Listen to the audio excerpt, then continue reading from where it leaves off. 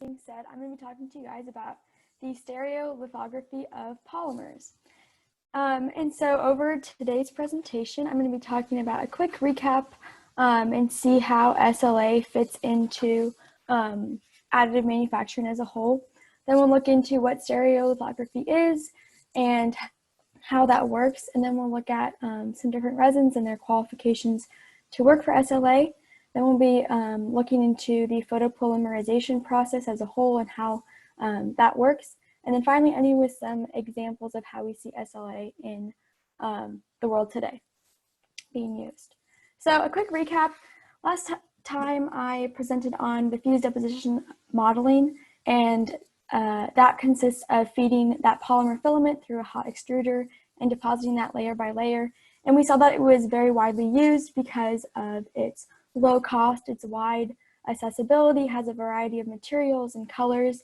And so it's a very popular technique. But today I'll be talking about a process that, and a technique that offers a higher resolution and a greater durability, and that is stereolithography, also known as SLA. And this falls under the umbrella of the VAT photopolymerization processes.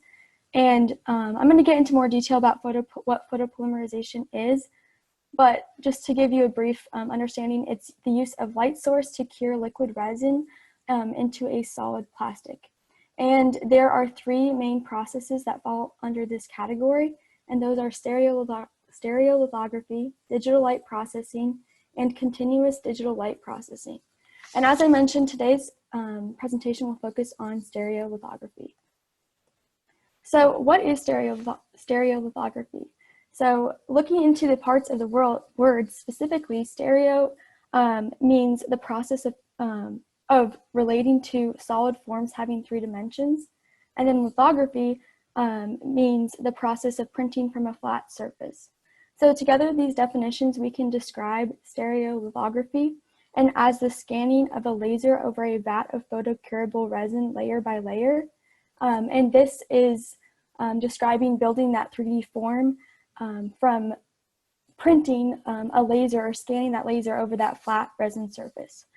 And a little bit about how this works now is that each of these printers have the same basic components. We have a laser source, we have an XY scanning mirror, we have the resin tank or the vat, we have a movable build platform, we have the resin in the tank, and then we have an elevator that moves the build platform up and down. So this process starts by uploading an STL file part to the printer and filling that resin tank with resin. From there, the laser beam is projected out of the laser source onto the scanning mirror, which moves in that X and Y plane and scans across the surface of the resin, curing the resin as it draws on that layer.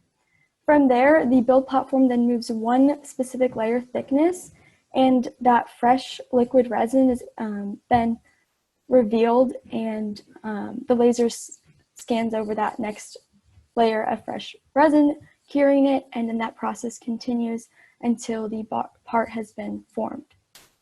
But there are actually two different approaches that we can see in this process. We have the top-down and the bottom-up approaches. And these are names used to differentiate these two SLA processes. And it's not to be confused with traditional sense of top-down versus bottom-up manufacturing. So we're going to look at a few advantages and disadvantages of these two approaches. So first off, we have the top-down approach. And as it sounds, the laser is coming from the top of the printer. And so it is, the part is being built facing up from the bottom up. And this starts with the build platform all the way up to the top of the surface of that resin tank. And the laser then scans across that top layer of the resin, curing it until we have that first layer. And then that build platform moves down one specific layer thickness, and then the fresh resin is revealed. But because the resin has a high viscosity, gravity alone will not level out and flatten out that top surface. And so there's need for a recoating blade or a wiper, which will then swipe across and sweep across that top layer of the resin, flattening it out and providing that level surface for the laser to scan over that next layer. And we can see this process typically being used on an industrial form and on the industrial side of things because it can provide a larger build size. However, it is a bit higher of a cost to use this method. And then we also have the bottom-up approach, and this is where the laser is positioned below that resin tank, so there's a need for a transparent bottom.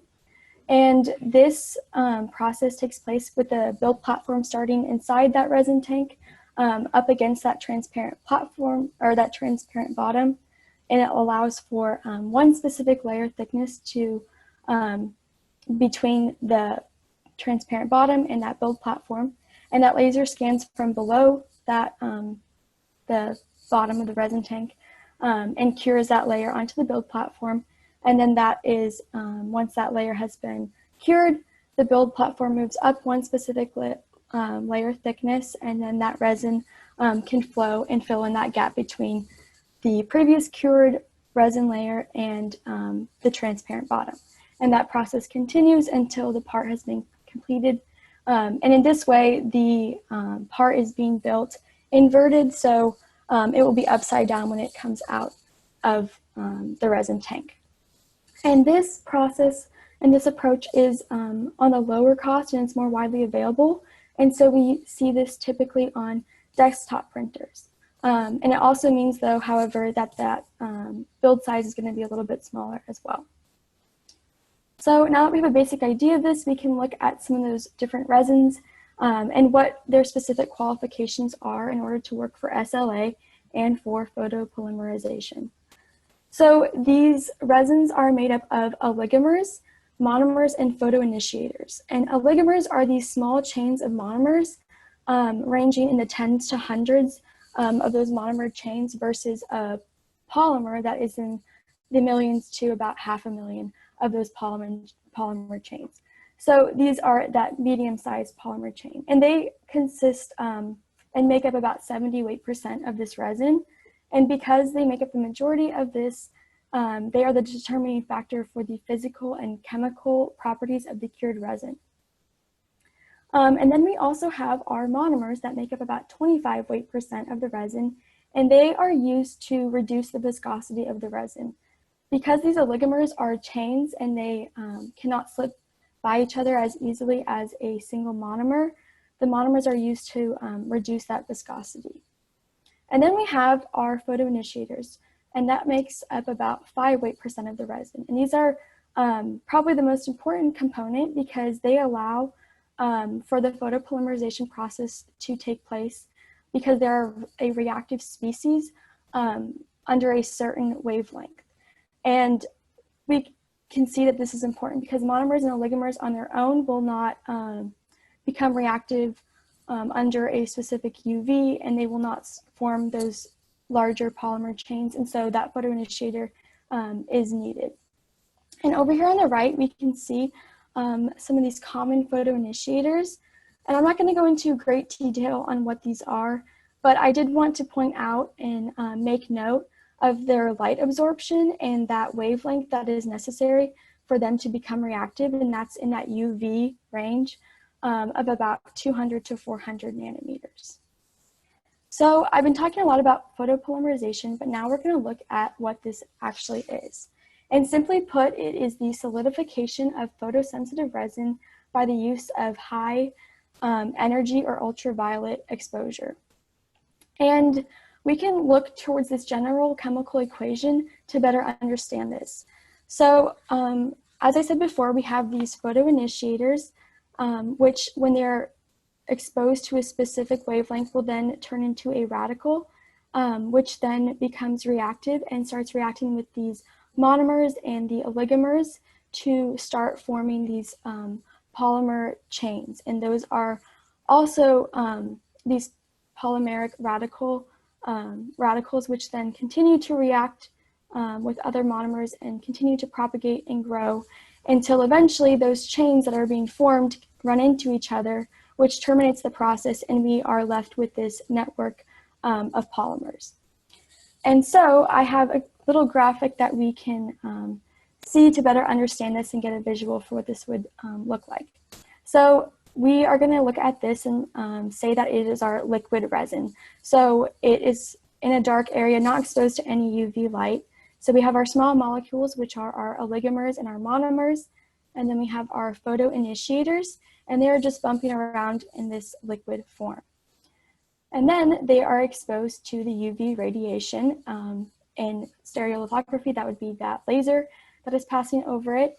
And these photoinitiators then turn into those radicals and become excited and start bumping into these small molecules, which then agitate them, and those bonds are broken, those covalent bonds are broken, and then they need to find stability. And so they start bonding with each other to form these covalent bonds in this network polymer structure.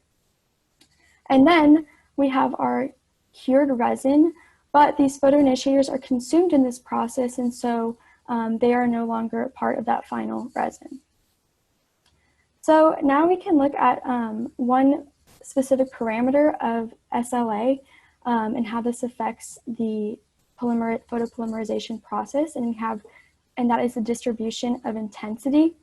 And so when the laser beam is passing over the resin, there's a distribution which is this Gaussian profile. So the laser beam itself is a diameter and looks like this, a diameter circle. However, the distribution of the photons in this diameter are not equal. And so at the center of the laser beam, there's going to be a higher intensity of these photons hitting the surface of the resin.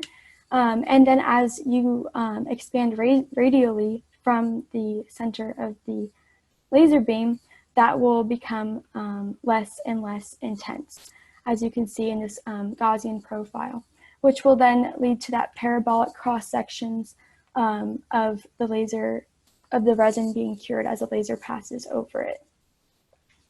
So finally, we have a few examples that we can see how SLA is being used today. And one specific that I found interesting was in movie props and in figures.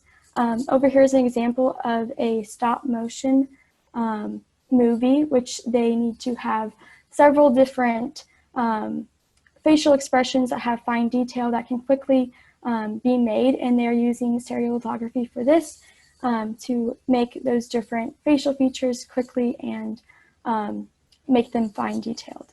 And then we also have in the dental industry, they are using stereolithography to 3D print these customized Invisalign trays and retainers in order to correct patients' teeth and to keep them straight. So, it's not wanting to go on. So in summary, we looked at a quick recap and comparison of how stereolithography fits into additive manufacturing as a whole. We looked at what stereolithography is and how it works. We looked at some different resins and what makes them useful for stereolithography. Then we looked at the photopolymerization process, and finally ended with a few examples of how we see SLA today. So in the past weeks, we did a look at the overview of additive manufacturing. Last time I presented on the fused deposition modeling of polymers. This week I touched on the stereolithography of polymers. And in the future weeks, I'll be talking about the stereolithography of polymer-derived ceramics and composites, and then finally be working on that mock presentation for our workshop. Thank you so much. Are there any questions?